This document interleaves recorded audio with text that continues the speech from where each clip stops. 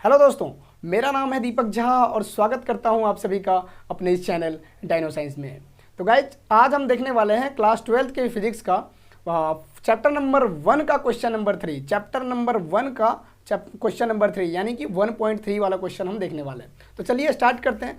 तो यहाँ पे क्वेश्चन कह रहा है, चेक दैट द रेशियो के ई स्क्वायर, ये देखो ये इस तरीके से लिखा हो, के ई स्क्वायर अपॉन में 2g into mass of proton into mass of electron, ऐसे लिखा हुआ है। ठीक है, इसके बारे में आपको बताना है कि ये डायमेंशन लेस है। इसका मतलब सबसे पहले आपको क्या करना है, डायमेंशन सबका लिखना है। 11th में आपने पढ़ा होगा। Look up table of physical constants, आप लोगों को कांस्टेंट्स वगैरह जो दे रखा है टेबल, उसको देखना है, बुक के अंदर दे रखा है। Determine the value of this ratio, और इस रेशियो का वैल्यू भी फाइंड करना है। ठीक है, तो पहले तो हम इसको ये प्रूव कर देते हैं कि ये जो है डायमेंशन लेस है। तो पहले आपको मैं बता दूं के क्या है। के क्या वैल्यू आपको पता है, के जो तो 1/4 पाई एप्सिलॉन नॉट, अभी जस्ट पढ़ा था पिछले कुछ एक क्वेश्चंस के अंदर। ये जो होता है इसका यूनिट क्या होता है, इसका यूनिट होता है nm square newton metre square coulomb -2, coulomb -2। ये इसका क्या होता है, ये इसका ऐसा यूनिट होता है। ठीक है, ये इसका क्या होता है, ऐसा यूनिट होता है, या फिर आप कह सकते हो इस तरीके से। ठीक है, इतना क्लियर है। इसके बाद में क्या है, इसके बाद में इसकी बात करता हूँ मैं। ई क्या है, ये चार्ज है। ई क्या है, चार्ज है। चार्ज को किससे हम क्यू से डिनोट करते हैं, या फिर इसको सी बोल सकते हो आप, है ना। सी इसका ऐसा यूनिट होता है। तो ऐसा यूनिट के टर्म्स में हम लिख देते हैं इसको, डायमेंशनलेस क्वांटिटी पता करना है तो।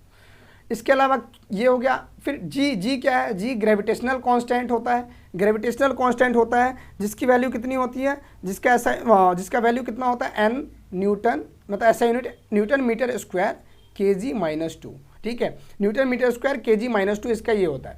इसके अलावा जी हो गया। एम पी, एम क्या है, mass of proton. Mass of proton को किस में, kg में नापते हैं हम। और मास ऑफ इलेक्ट्रॉन, अरे वजन को तो हम kg में ही नापेंगे ना, सिंपल। बस अब क्या करना है, आपने पुट करना है इसके ऊपर के ई स्क्वायर अपॉन में 2g mp और me। के का वैल्यू कितना है, के का कितना है, nm स्क्वायर c -2। ठीक है, और ई का स्क्वायर, ई कितना है, ई वैल्यू कितना होता है, सी स्क्वायर अपॉन में ये हो जाएगा आपका 2, तो 2 ही रहेगा। 2 को तो कांस्टेंट ही है, उसको तो हटा ही देंगे, नेग्लेक्ट कर देंगे। ठीक है, इसके अलावा अच्छा क्वेश्चन में यही है क्या, 2 ही दे रखा है, 2 दे रखा है तो ठीक है। नहीं, 2 नहीं दे रखा है, ये मैंने आंसर यही गलत लिख दिया। ठीक है, 2 नहीं है ना। इसके अलावा क्या है, जी की वैल्यू क्या है, जी का भी जस्ट निकाला था हमने, nm स्क्वायर kg -2। ठीक है, और मास ऑफ प्रोटॉन का मास कितना होता है, kg में, और इसका भी kg में। तो kg स्क्वायर नहीं लिख सकता हूँ मैं, kg के पावर 2, है ना। अब देखो ये kg के पावर 2 से +2 और -2 तो कैंसिल हो गया, है ना। यहाँ पे कुलम -2 और कुलम +2 ये भी कैंसिल हो गया। बचा क्या, n से n कट गया, m से m कट गया। तो इसका ये आपको पता है यहाँ पे कुछ नहीं बचा, m भी 0 है, मास भी 0 है, लेंथ भी 0 है, टाइम भी 0 है, मतलब सब कुछ 0 है। तो so it is a dimensionless quantity. अब क्या करना है आपको, इसका स्क्रीनशॉट ले सकते हो आप लोग। अब क्या करना है, इसको जो है वैल्यू पुट करना है और वैल्यू फाइंड करना है। सबका वैल्यू आपको बताऊंगा, एक एक करके मैं बता रहा हूँ। इसकी क्या करनी है, आपको वैल्यू पुट करके और आपने निकालना है इसका वैल्यू। ठीक है, चलिए मैं थोड़ा सा कलर चेंज कर देता हूँ, यहाँ पे कलर ये विजिबल नहीं है आई थिंक।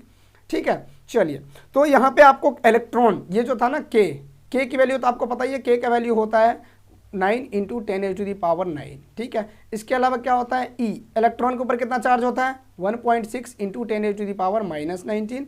ठीक है, इसके अलावा जी की वैल्यू कूलम वगैरह लिख देना आप लोग। ठीक है, इसके बाद मैं जी की वैल्यू बात करता हूँ मैं, ग्रेविटेशनल कांस्टेंट की।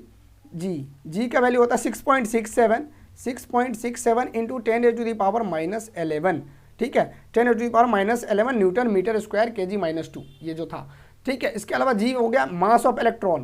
इलेक्ट्रॉन का मास कितना होता है, इलेक्ट्रॉन का मास होता है आपका 9.1 × 10⁻31 kg। ठीक है, और मास ऑफ प्रोटॉन कितना होता है, मास ऑफ प्रोटॉन होता है 1.66 × 10⁻27 kg। बस इसको आपको क्या करना है, पुट कर देना है इसके ऊपर, और जो आंसर आएगा वो that is the final answer. ठीक है, तो अब देखो यहाँ पे हमें पुट करना है के कितना है, के की वैल्यू कितना, 9 × 10⁻9 इंटू इसके बाद 2। इलेक्ट्रॉन के ऊपर कितना है, इलेक्ट्रॉन का चार्ज लिखना है आपको 2 दो बारी, तो 1.6 × 10⁻19 का होल स्क्वायर कर देता हूँ, या फिर आप 2 बार लिख दो, 1.6 × 10⁻19 बात बराबर है, सेम टू सेम चीज़ है, ठीक है। इसके अलावा मैं अब यहाँ पे बात करता हूँ, ये अब जी की वैल्यू कितनी है, जी की वैल्यू है 6.67 into 10⁻⁻11 into mass of electron कितना है, मास ऑफ इलेक्ट्रॉन है आपका यहाँ पे 9.1 इंटू 10⁻31 और मास ऑफ प्रोटॉन कितना है, मास ऑफ प्रोटॉन दे रखा है 1.66 इंटू 10⁻⁻27, ठीक है। अब इसको जब आप सॉल्व करोगे तो ये अब सॉल्व कैसे करना है ये मैंने पिछले वीडियोज़ में ऑलरेडी डिस्कस करा हुआ है। पावर वालों को एक तरफ ले जाते हैं और जो नॉर्मल वाले होते हैं 9 इंटू 1.6 है ना, चलो मैं हल्का सा यहाँ पे हिंट दे देता हूँ, 9 इंटू 1.6 इंटू 1.6 इसको एक तरफ कर लिया, ठीक है। नीचे वाले को भी एक तरफ कर दो, 6.67 इंटू 9.1 इंटू 1.66 इसको भी एक तरफ कर लिया। इसके अलावा ऊपर वाले के 10 वाला जो पावर वाला है उसको एक तरफ कर लो।